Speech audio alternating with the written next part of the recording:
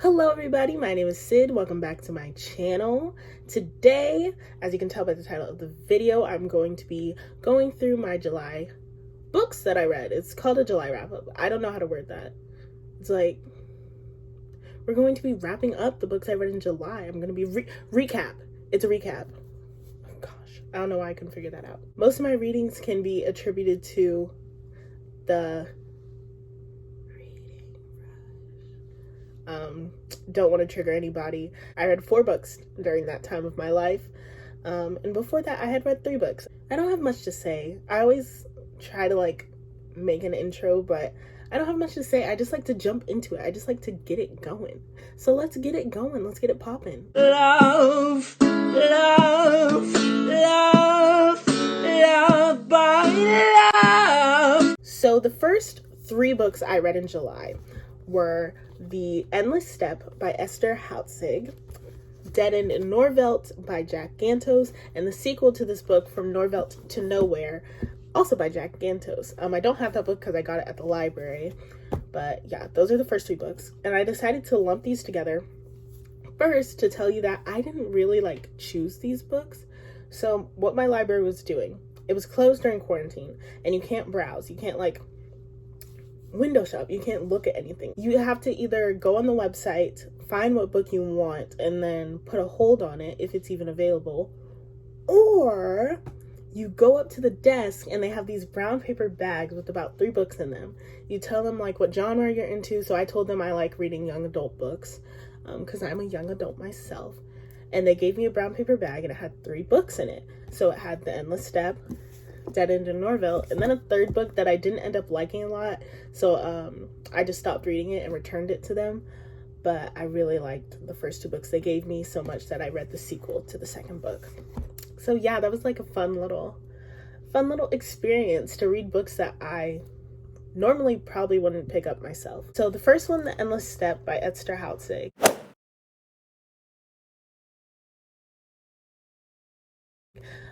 I'll just go ahead and read the back.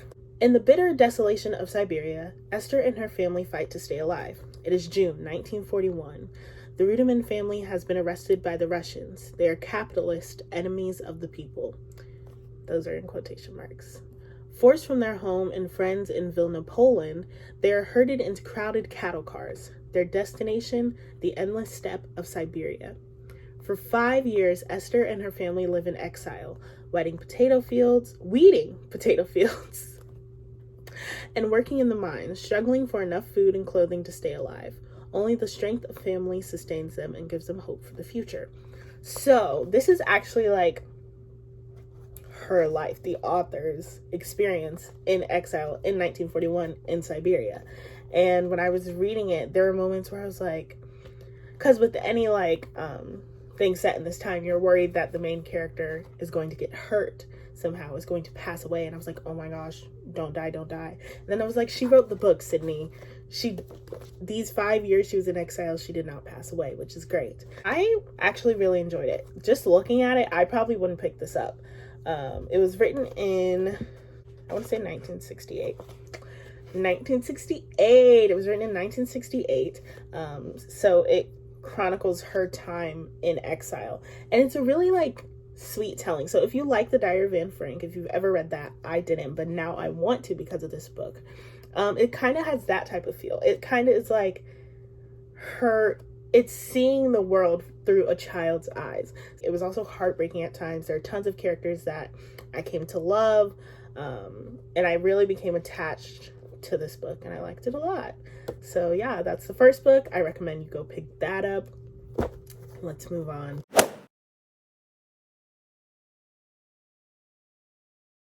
So the next book I read was Dead End in Norvelt by Jack Gantos. Jack Gantos is the name of the kid in the book. And I think I'm pretty sure in this copy there are some pictures of him when he was a kid, because it's based loosely on his experience. Yeah, there it is. It's based loosely on his experiences when he looked like this, when he was just a little boy living in the real town of Norvelt, but it's mixed in with kind of this murder mystery type of story.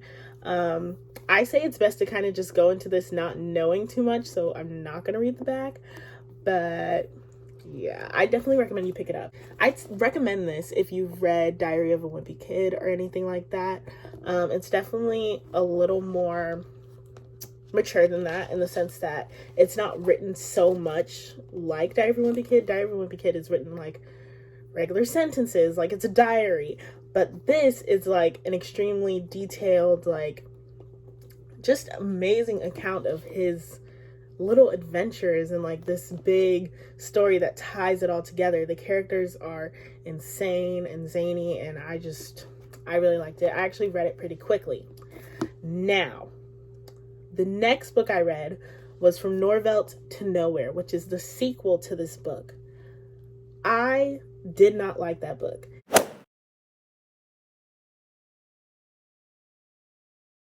And let me tell you why. Because, so, as I mentioned, this is like kind of a mystery kind of book. So when you get to the end, you're satisfied. But if you picked up, like me personally, I was picking up on some things. They didn't quite tie in at the end of this book. So I was like, I gotta read From Norvelt to Nowhere because it like ties everything together. And it did. But the moments we were going through in From Norvelt to Nowhere were not as like interesting as the ones in Dead End in Norvelt. I was just like frustrated the whole time. There were things going on that were just quite hard to believe. It was just like a little bit more over the top. Like I could believe what was happening in Dead End in Norvelt. I was like, okay, there's a mystery happening. But in From Norvelt to Nowhere, there were like spies and like detectives, and they were like on the run, and I'm like, and it was just a lot to take in, and it was a little bit of a more difficult read. I think I gave it like 2.5 stars on Goodreads, but I definitely recommend reading it if you read Dead End in Norvelt and you just want to like tie it all together. Jack is just a wonderful character. I wanted to, like I said before, comparing him to Diary of a Wimpy Kid, I thought about it and I was like, he's just a lot sweeter than, what's his name? Greg Heffley was. Greg was like a jerk to everybody.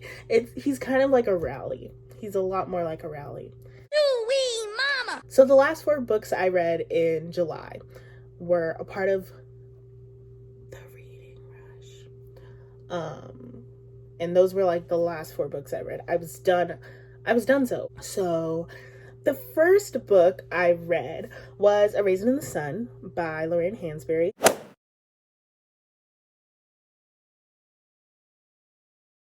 I read like all of it in the first vlog I posted during that time. So go check that out.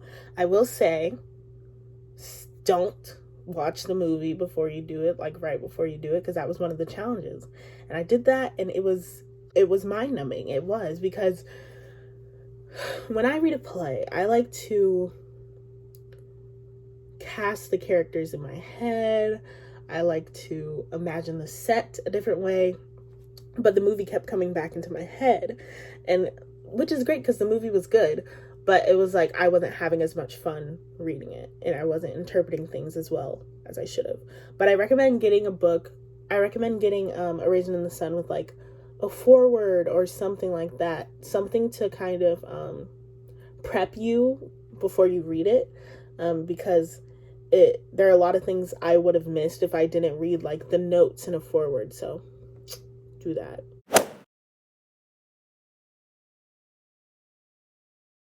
By far the best book I read in July, the best book I think I'll ever read, is The Color Purple by Alice Walker.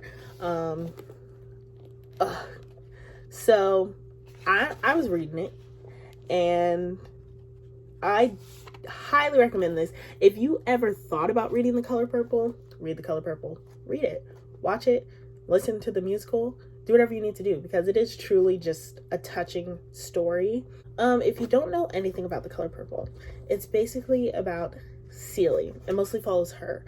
And her sister Nettie have been separated, and since there's a disconnect between the letters they're writing to each other, they don't really know if each other is still around. And I don't want to say too much, but it's a tale of resilience and self-love and sacrifice and family and faith, and I just loved it. It literally changed a lot for me.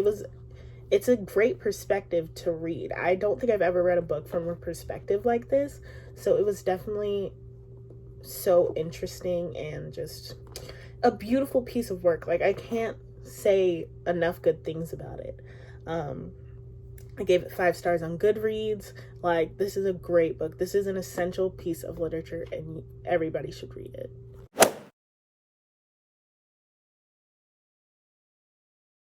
The next book I read was Well-Read Black Girl, an anthology by Gloria Edim. So there's a lot of sticky notes in here, and I promise I won't keep you here for too long just talking about it.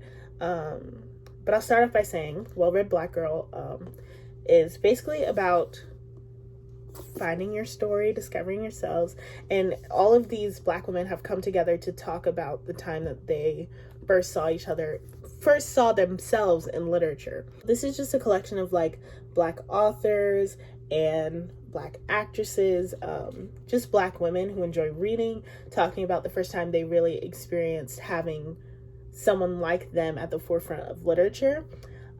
It really got me thinking, because I realized I've never like had that experience. I've always related to characters, always. I've always been like, oh, that person is like me, we both like reading, ha ha ha.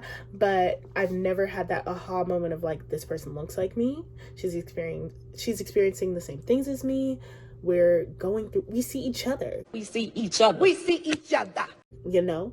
And I really want that to happen, so I'm definitely going to keep up with the book club that is the same name, Well-Read Black Girl. I'm going to keep reading. My favorite stories in here, if you're thinking about reading this, you should.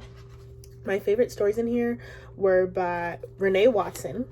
She wrote Space to Move Around In, and I related to that one a lot. I thought it was beautifully written. By the end, I like kind of teared up because it was just so nice to read. She has like a beautiful writing style, and her voice is just so prominent in this. The second essay I ended up enjoying a lot was Gabrielle Sidibe's, and it was called Gal, A Hard Row to Hoe. That was really good. Her voice, I didn't expect it to be so distinct, but it was just it was hilarious and also heartbreaking at the same time, and just so brutally honest that like I couldn't help but love it. So if you're looking to read this book, I definitely recommend you do. I definitely recommend you start thinking about when you have seen yourself in literature, no matter what you look like, and work to make that happen, because representation matters.